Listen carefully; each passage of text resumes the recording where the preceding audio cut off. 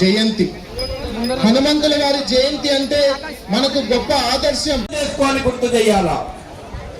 ప్రపంచం లోపల ఏ జాతికి లేని ఘనమైనటువంటి గొప్పదైనటువంటి చరిత్రకు వారసుని హిందూ ఎందరో మంది ప్రాంతం లోపల ఇదే నెల లోపల నంద్యాల నగరం లోపల గొప్పగా జరుగుతుంది అంటే మనం అడుగు వేస్తున్నాము, అడుగులు కదులుతున్నాయి. శోభాయాత్రలు అంటే ఎంతో మంది పూర్వీకులు మన ప్రాణ త్యాగాలతో నిలబెట్టుకున్నటువంటి ధర్మాన్ని ఎంతో మంది విధర్మీయులు అణచివేయాలి, అంతరించేలా చేయాలని చేసిన ఖచ్చితంగా వారి యొక్క త్యాగాన్ని గుర్తు పెట్టుకోవాలా. మనకు ధర్మధ్వజం గుర్తు చేస్తుంది. ధర్మధ్వజం సైతం ధర్మాగ్నితో దహించాడు. మనం కూడా బాగా ఆలోచించాలి. కొంతమంది సమాజంలో ఎట్లున్నారంటే అందరం ఒకటి వరకు ఏ ధ్వజం ఉండాలి? కాషాయ ధ్వజం ఉండాలి. ఏ ధ్వజం ఉండాలి? సంవత్సరాల మన సంస్కృతి సాంప్రదాయం ఆచారాలకు ప్రతీకాంతికి సర్వమానవ సౌభ్రాతృత్వానికి మరియు అందరిలో ఒక్కటి గుర్తు పెట్టుకోవాలి. ఇంతకు ముందే చెప్పారు, కలిసి ఉంటే నిలబడతాం, విడిపోతే పడిపోతాం, విడిపోతే పడిపోతాం, కలిసి ఉంటే నిలబడతాం. ఈనాడు నంద్యాల నగరం లోపల మనం నిర్వహించుకుంటున్నటువంటి ఈ శోభాయాత్ర హిందూ సమాజం లోపల చైతన్యాన్ని నింపడానికి, పార్లమెంటరీ ప్రజాస్వామ్యంలో కూడా నంద్యాల సాధించు, శక్తివంతంగా నిలబడు. నీవు ఇవాళ హనుమంతున్నావు అంటే ఆయుధ పూజ చెయ్యి, శక్తివంతంగా ఏమీ లేదు. కానీ ఈ దేశం లోపల ఓకే మేడం, ఓకే మేడం,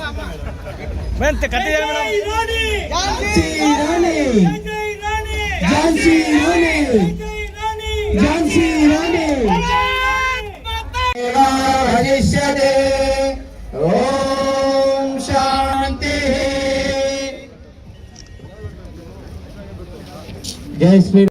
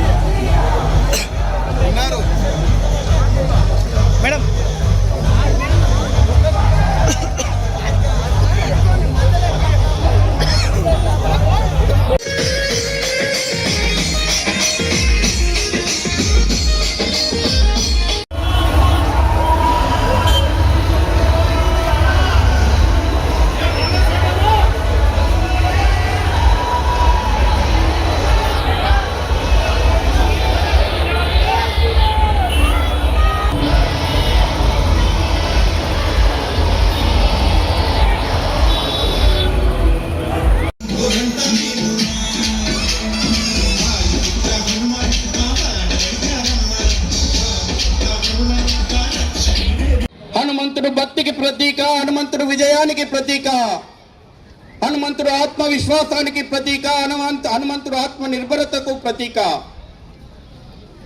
ఈ మనం చేతిలో పట్టుకున్నటువంటి ఈ కాషాయపు ధ్వజం నంద్యాల పుర వీధుల లోపల రెపరెపలాడుతుంటే హిందూ సమాజం శక్తివంతంగా స్వాభిమానంతో కూడుకున్నటువంటి సమాజంగా, చైతన్యవంతమైనటువంటి సమాజంగా, దేశభక్తి పూరితమైనటువంటి సమాజంగా ఐక్యంగా నిలబెట్టాల్సినటువంటి అవసరం ఉంది.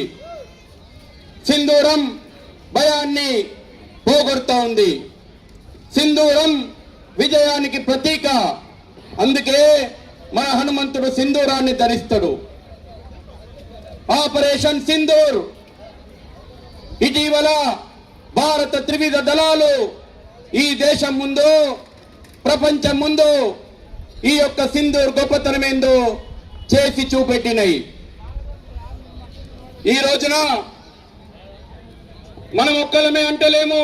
ఏజెన్సీ ఈడీ దాడులు కూడా ఈ నంద్యాల పట్టణంలో చోటు చేసుకున్నాయి. అటువంటి విద్రోహ శక్తులకు, భారత్ ను విచ్ఛిన్నం చేస్తామన్నటువంటి శక్తులకు బుద్ధి చెప్పాల్సినటువంటి అవసరం ఉంది. నిన్న మొన్న కడపలో ఒక సంఘటన వెలుగు చూసింది. వాళ్ళకు అబ్దుల్ కలాం ఆదర్శం కాదు, టిప్పు సుల్తాన్ల ఆదర్శం అయిపోయినరు. ఈ దేశం మీద, ఈ ధర్మం మీద, ఈ సంస్కృతి మీద దాడి చేసినటువంటి మతోన్మాదులను ఆదర్శంగా తీసుకుంటున్నారు. అబ్దుల్ కలాం లాంటి మహనీయులను ఆదర్శంగా తీసుకుంటలేరు. హిందూ సమాజం మీద దాడులు చేస్తా ఉన్నారు. ఈ దాడులను హిందూ సమాజం ఒక్కటై చట్ట ప్రకారము ఎదిరించాల్సినటువంటి అవసరం ఉంది. ఓ హిందూ సమాజమా, ఈ రోజున ఏ మతోన్మాదం అయితే ఈ దేశాన్ని విచ్ఛిన్నం చేయాలనుకుంటుందో దానికి సరైనటువంటి గుణపాఠం చెప్పాల్సిన అవసరం ఉంది. మరో పక్కన మత మార్పిడిలు ఈ దేశం ఒక రకమైనటువంటి కుట్ర ఎదుర్కొంటుంది. మత మార్పిడిల రూపంలో మత మార్పులు సామాజిక ఆర్థిక అసమానతలను ఆసరాగా చేసుకొని జరుగుతున్నటువంటి మత మార్పిళ్లను హిందూ సమాజం ఎదుర్కోవాలా. మన లోపల ఉన్నటువంటి హనుమాన్ జయంతి శుభాకాంక్షలు.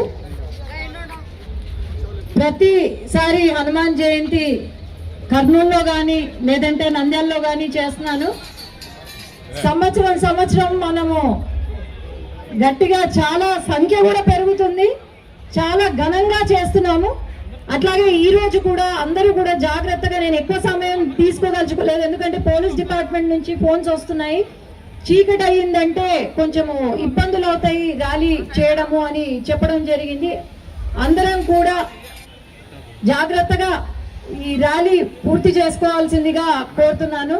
మరొక్కసారి ఆ హనుమాన్ ఆశీస్సులు అందరిపైన ఉండాలి, నంద్యాల జిల్లాలో ప్రతి ఒక్కరిపైన ఉండాలని కోరుకుంటూ, అట్లాగే అన్న చెప్పారు నాకు ఫైల్ అందిస్తారని, ఖచ్చితంగా ఆ పని మీద ఉంటాను. మీరు ఆ ఫైల్ నాకు అందించడం సెకండ్ ఆలస్యం లేదు, ఖచ్చితంగా చేస్తాము. గత ప్రభుత్వం చేసిన ఏవైతే ఉన్నాయో తప్పులు అవి ఖచ్చితంగా ఈ ప్రభుత్వము దాన్ని సరి చేసుకుంటూ వెళ్తుంది. ఆల్రెడీ మొదలు పెట్టాము. అలాగే ఏదన్నా మేము అక్కడ ఎక్కడైనా ప్రాబ్లం ఉన్నా కూడా మా దృష్టిలో రాకపోయినా కూడా ఖచ్చితంగా నేను ముందుకు తీసుకెళ్తాను. మరొకసారి జై శ్రీ